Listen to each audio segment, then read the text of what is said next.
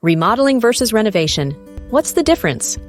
In construction and design, renovation and remodeling are often used interchangeably, but they have distinct meanings. Understanding these differences is crucial for upgrading your space. Remodeling involves significant changes, potentially altering the entire layout of a space. Renovation, on the other hand, aims to refresh an existing layout without fundamentally changing its structure.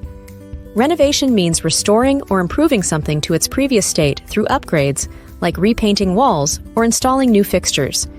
It enhances design and functionality without major alterations. Remodeling entails a complete transformation of a space's design, layout, or structure.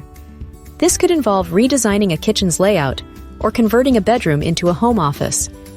Remodeling is generally more expensive and time-consuming due to extensive work and planning. Renovation is often more cost-effective and quicker, focusing on surface-level improvements. Choosing between remodeling and renovating depends on your needs and budget.